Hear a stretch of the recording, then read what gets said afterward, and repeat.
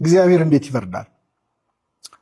አንድ ግብፃዊ መነኩሴ ለገዳም መርጃ የእጃቸው ስራ የሆኑትን ቅርጫቶች ሊሸጡ ወደ እስክንድሪያ ለመጓዝ በጠዋት ተነሱ። በመንገድ ላይ ታዲያ ትልቅ የቀብር ስነስርዓት ለማድረግ የሚጓዝ ህዝብ ገጠማቸው። ሟቹ ዝነኛ አረማዊ ገዢ ሲሆን በዘመነ ሰማዕታት በሺዎች የሚቆጠሩ ክርስቲያኖችን የገደለ ሰው ነበር። አሁን ዕድሜ ጠግቦ ሞቶ ነው። ቀኑ ውብ ፀሐያማ ቀን ነበርና የሀገሪቱ ዜጎች በነቂስ ወጥተው ገዣቸውን እየቀበሩ ነው። ይህን ያዩት መነኩሴ ጉዳያቸውን ፈጽመው ወደ ገዳም ሲመለሱ አሳዛኝ ዜና ሰሙ። ለ60 ዓመታት በበረሃ በብህቱና ቅጠልና የበረሃ ፍሬ ብቻ እየበላ የኖረ ጸሎተኛ ባህታዊ በዚያች ዕለት በጅብ ተበልቶ ሞቶ ነበር።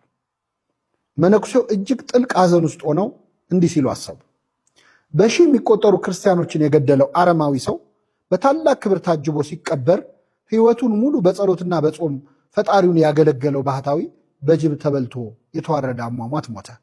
ይህ እንዴት አይነት ፍርድ ነው? እግዚአብሔር ከመልካምነቱ ሁሉ ጋር ኢፍትሐዊ ነገሮች ሲሆኑ ዝም ብሎ ለምን ያያል? በዚህ ምክንያት ብዙ ሰዎች የፈጣሪ መኖር ይጠራጠራሉ። እኔም ፍርዱን እንዲገልጽልኝ መጸለይ ይኖርብኛል አሉ። ከዚያች ቀን ጀምረው መላልሰው ወደ ፈጣሪ ፍርድህን ግለጽልኝ እያሉ መጸለይ ጀመሩ።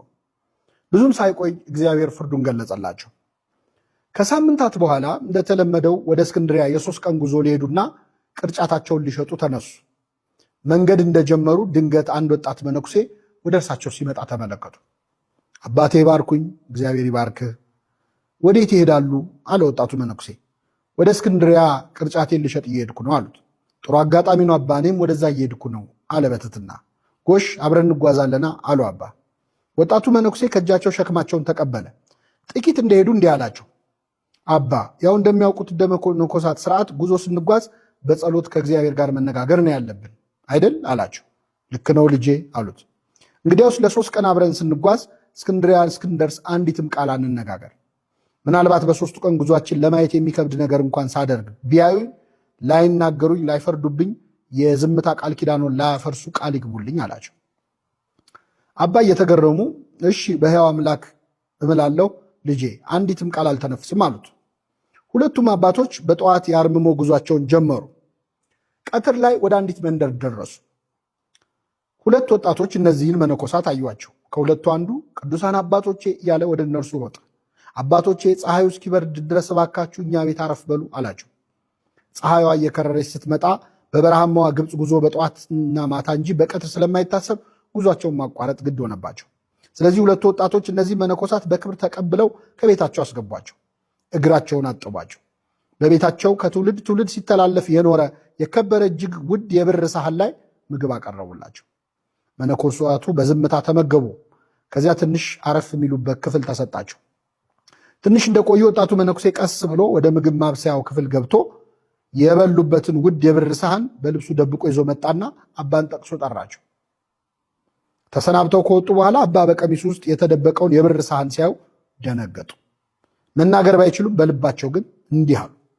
እነዚህ ደግ ወጣቶች በክብር ተቀበሉን፣ እግራችንን አጥበው መገቡን። እውነት ለውለታቸው ምላሹ ውዱን ንብረታቸውን መስረቅ ነው ብለው አዘኑ። ጥቂት እንደቆዩ የመስኖ ውሃ ወደ ተከማቸበት አንድ ድልድይ ደረሱ። ውሃውን ሲሻገሩ ታዲያ ወጣቱ መነኩሴ በብር ሳህኑ ላይ ካማተበበት በኋላ ወደ ወንዙ ወረወረው። አባ ግራ ገባቸው። እንዲህ ብለው አልጎመጎሙ። እንዴት ያለ ነገር ነው? ሳህኑን የሰረቀው ሊወረውረው ነው? እዚያ አይተውላቸው? ዝምታቸውን ሊያፈርሱ አይችሉምና ዝም አሉ። ሲመሽ ወደ አንድ ወጣት ባልና ሚስት ቤት ደረሱ። እንደ ቀኖች ወጣቶች እነዚህም በክብር እግር አጥበው አስተናገዷቸውና ማረፊያ ሰጧቸው። ባልና ሚስቱ የ2 ወር ሕፃን ልጅ ነበራቸው። በጠዋት ሲነሱ ወላጆች ሳይነሱ ወጣቱ መነኩሴ ቀስ ብሎ ሄዶ የተኛውን ሕፃን ገደለው። አባ ሊያስጥሉ ቢሉም አልቻሉም። እየጎተተ ይዟቸው ወጣ። ጌታ ሆይ ምን አይነት እርጉም ነው! ንጹሕ ሕፃን ገደለው እኮ እያሉባቸው ወረደ። ምንም እንኳን አንጀታቸው በሐዘን ቢኮማተርም በመሃል ላይ የገቡበትን አርምሞ አፍርሰው ከግዝት ላለመግባት አንዲት ቃል አልተናገሩ። በቀጣዩ ቀን ሁለቱ መነኮሳት ወደ አንድ መጠጥ ቤት ደጅ ደረሱ። ጭፈራ ከሩቅ ይሰማል። ሰካራሞች መነኮሳቱን ሲያዩ ቅዱሳን እያሉ ተሳለቁ። በሰካራም አንደበት የሚናገረው ዲያብሎስ ነው ብለው ዝም አሉ። ወጣቱ መነኩሴ ግን ወደ መጠጥ ቤቱ አቅጣጫ በግንባሩ ተደፋና 3 ጊዜ ሰግዶ ተሳለመ። ጥቂት እንደሄዱ አንድ ያረጀ መስቀሉ ከጉልላቱ የተነቀለ በርና መስኮት የሌለው ቤተክርስቲያን አዩ። ወጣቱ መነኩሴ ድንጋዮች ለቀመና አማተበበት፣ ወደ ፈረሰው ቤተ መቅደስ ወረወረው። አባ ይህን ጊዜ መጠጥ ቤቱን ተደፍቶ ተሳለመ፣ ወደ መቅደሱ ድንጋይ ወረወረ ብለው በዝምታ ተንጨረጨሩ። አሁን ሶስተኛው ቀን ደረሰ። በጠዋቱ ወደ አንድ በሸምበቆ የተሰራ ቤት ደረሱ። እናታቸው የሞተችባቸውና በአጎታቸው እርዳታ ብቻ የሚኖሩ 5 ሕፃናት ተቀምጠው ያለቅሳሉ። አባ በርኅራኄ ለሕፃናቱ ምግብ ሰጧቸው። እሳቸው ከሕፃናቱ ጋር ሲነጋገሩ፣ ወጣቱ መነኩሴ ደግሞ የሸምበቆውን ቤት በእሳት እያያያዘ ነበር። ሕፃናቱ ከሚነደው ቤት ሮጦ አመለጡ። ይህን ነፍሰ ገዳይ እስከ መች ይታገሰዋለሁ ሲሉ የቆዩት አባ እስክንድርያ ደርሰዋልና በምሬት መናገር ጀመሩ። እስኪ ንገረኝ፣ ከዚህ በኋላ ዝም ልልህ አልችልም። መልስልኝ፣ አንተ ሰው ነህ ወይስ ሰይጣን ነህ? ምን ነው አባ፣ ምን አጠፋው? አለ መነኩሴው። በዚህ 3 ቀን ውስጥ ምን ያላጠፋው ነገር አለ? በበረሃ ክብረው የተቀበሉንን ሰዎች የብር ሳህን ሰርቀ ወንዝ ውስጥ አልጨመርክም? እነርሱም መነኮሳት በቤታችን ተቀብለን ሰርቀውን ሄዱ እያሉ ይሆናል። ይህን መነኩሴው መለሰ። አባ ትልቅ ነገር እኮ ነው ያደረግኩላቸው። ያቀረቡልን የብር ሳህን ቅድመ አያታቸው ከጥንታዊ ቤተ መቅደስ የሰረቀው ጻሕል የቅዱስ ቁርባን ማቅረቢያ ነበር። መላው ቤተሰብ ይህን ሳያውቅ በዛ ቤት በብዙ ዘመን ሲቀባበሉት ነበር። በላዩ ላይ በላቲን ቋንቋ ይህ ጻሕል ለቅዱስ ኒቆላዎስ ቤተክርስቲያን የተሰጠ ነው የሚል ጽሑፍ አለበት። በዚህ ምክንያት ያንን ቅዱስ ንዋይ የሚጠቀሙ ሁሉ እስካልተመለሰ ድረስ በእግዚአብሔር ላይ ድፍረት ይሆንባቸዋል። የሞቱት ወላጆቻቸውም በዚያ ቅዱስ ንዋይ የተነሳ ነፍሳቸው ትታወካለች። እነዚያም ወጣቶች በጻሕሉ እኛን በማስተናገዳቸው ነፍሳቸው እንዳትጎዳ አዘንኩላቸው። ስለዚህ ሰረኳቸው። የሰረኩት ፈልጌ አይደለምና ውሃ ውስጥ ወረወርኩት። በማግስቱ የደብሩ ዘበኛ ሊታጠብ ወደ ውሃው ይመጣል። በውሃ ውስጥም ሳህኑን ያገኘዋል። የላቲን ቋንቋ ስለሚያውቅ የተጻፈውን ያነበዋል። ወስዶም ለካህኑ ይሰጠዋል። ጻሕሉ ከብሮ ድጋሚ ሲቀደስበት የሞቱትም ያርፋሉ፣ የቆሙትም ከጥፋት ይድናሉ አላቸው። አባ ተደነቁ። እሺ ሕፃኑንስ የገደልከው ለመልካም ብለህ ነው? አባ የእግዚአብሔርን ፍርድ አይመዝኑ። ሕፃኑ የተጸነሰው በኃጢአት ነው። ለወደፊት ደግሞ እጅግ ጨካኝ ወንጀለኛ ሆኖ ወላጆቹን የሚገድል ብዙዎችን የሚያሰቃይ ነው። ስለዚህ ልጁን በመግደሌ 3 መልካም ነገር አደረግኩ። ሕፃኑ ከንጽህናው ጋር ወደ ሰማይ እንዲሄድ አረኩት። ወላጆቹም በልጃቸው እጅ ከመሞት አዳንኳቸው። በዚህ ልጅ ሐዘን ምክንያት ወላጆቹ ልባቸው በመሰበሩ የቀደመ ኃጢአታቸው ይቅር ይባልላቸዋል። እሺ መጠጥ ቤት ደጃፍ ላይ የሰገድከውስ ምን ነክቶህ ነው? 3 ሰዎች በዚያ መጠጥ ቤት ውስጥ ሆነው የፈረሰውን የከተማችንን ቤተክርስቲያን እንዴት እንስራ እያሉ እየተጨነቁ እየተነጋገሩ ነበር።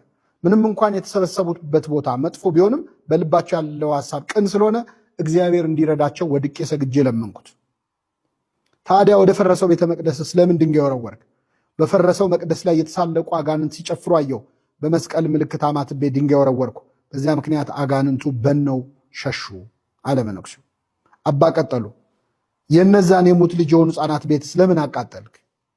እነዚያ ሕፃናት እንደሚያውቁት ወላጆቻቸው ሞተውባቸዋል። የቀራቸው ንብረት ቤቱ ብቻ ነው። ቅድመ አያቶቻቸው የቀበሩት እጅግ ብዙ ሀብት ግን ከዚያ ቤት በታች አለ። ከቃጠለው በኋላ በቀረው ክፍል ለማደር ልጆች ሲገቡ የቀረውን ሀብት ያገኙታል። በቤተ ክርስቲያን ጠባቂነት ለሚያገለግል አጎታቸው ሄደው ይነግሩታል። በረሃብ መሞታቸው ቀርቶ በጥሩ ሁኔታ ያድጋሉ አለ መነኩሴው። አባ ምንም እንኳን ነገሩ ቢያስደንቃቸውም አንድ ወጣት መነኩሴ ይህን ሁሉ እንዴት ሊያውቅ ይችላል የሚል ጥርጣሬ ያደረባቸውና አንተ ማነህ አሉት። የእኔ ማንነት ይቆይና እርስዎ በዚህ ሰሞን መላልሰው ፈጣሪን የጠየቁት ነገር ካለ ይጠይቁኝ፣ ይንገሩኝ አላቸው። እኔማ እግዚአብሔር ወይ ፍርድህን አሳየኝ ብዬ በምድር ላይ ስለሚደረጉ ኢፍትሐዊ ነገሮች ጠይቄው ነበር አሉት። እግዚአብሔር ሰማይ ከምድር እንደሚርቅ መንገዴ ከመንገዳችሁ ሐሳቤም ከሐሳባችሁ የራቀ ነው ብሏልና ፍርዱ አይመረመርም። ለመላእክት እንኳን ያልተገለጸውን የእግዚአብሔር ፍርድ እንዴት እርሶ በሰው አቅም ሊመረምሩ ይፈልጋሉ? ጸሎቶን ሰምቶ እግዚአብሔር ያዩትን ሁሉ እንዳደርግና ፈቃዱን እንዳሳየት ላከኝ አላቸው። ቅዱስ ዑራኤል ለዕዝራ እንዲህ አለው፣ የምትፈርስ የምትበሰብስ አንተ የማይፈርስ የማይበሰብስ የሕያው እግዚአብሔር ፍርዱን ልትመረምር አትችልም። ዘ ፓትሪስቲክ ሄሪቴጅ ቡክ 2 ላይ ነው ያገኘሁት። ይህን ታሪክ ትንሽ የሚመስለው ታሪክ በ1747 የተጻፈው የቮልቴር ዛዲግ ላይ አንብቤ የታሪኩ ሞራል ደስ ቢለኝም የዞራስትራኒዝም ነበርና ለቤተክርስቲያን አይሆንም ብዬ ትቼው ነበር። ለካ ይህ ታሪክ አስቀድሞ በመነኮሳት ታሪክ የተመዘገበና በዚህ መልኩ እስከ 4ኛው እስከ 5ኛው ክፍለ ዘመን በወርቃማ የምንኩስና ታሪኮች ውስጥ ተመዝግቦ አገኘሁት። ባየነው በምናየው ሁሉ እንዳሻን የእግዚአብሔርን ፍርድ በምንደመድምበትና በምናብራራበት በዚህ የደፋር ዘመን እንዲህ ያሉ ታሪኮች ልጓም ቢሆኑን በሚል ተርጉሜዋለሁ።